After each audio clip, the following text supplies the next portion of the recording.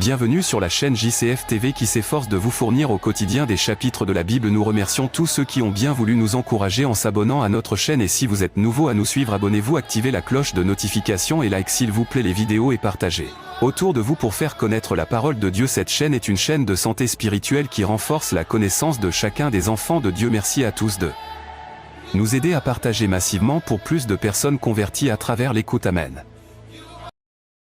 Le Deutéronome, chapitre 15. Tous les 7 ans tu feras relâche.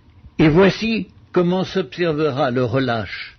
Quand on aura publié le relâche en l'honneur de l'Éternel, tout créancier qui aura fait un prêt à son prochain se relâchera de son droit, il ne pressera pas son prochain et son frère pour le paiement de sa dette.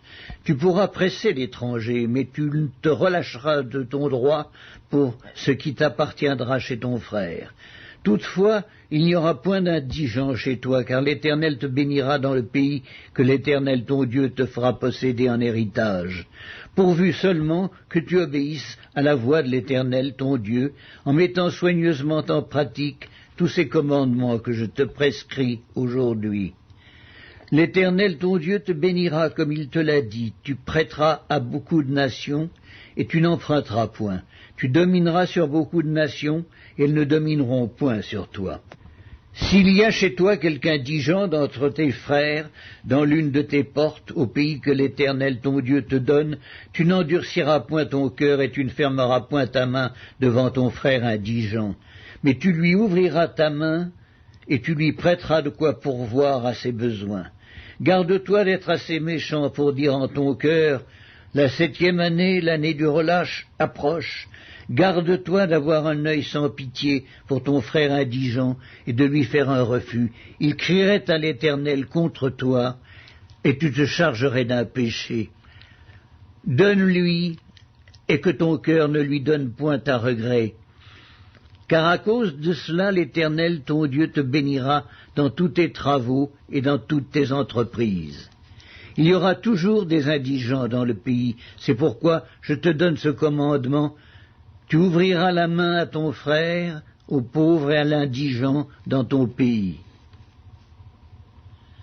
Si l'un de tes frères hébreux, homme ou femme, se vante à toi, il te servira 6 années, mais la 7e année, tu le renverras libre de chez toi.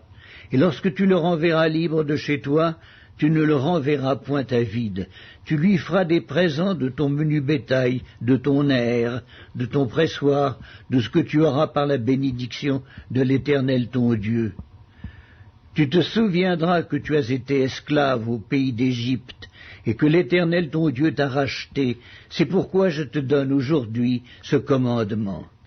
Si ton esclave te dit « Je ne veux pas sortir de chez toi », parce qu'il t'aime, toi et ta maison, et qu'il se trouve bien chez toi, alors tu prendras un poinçon, et tu lui perceras l'oreille contre la porte, et il sera pour toujours ton esclave.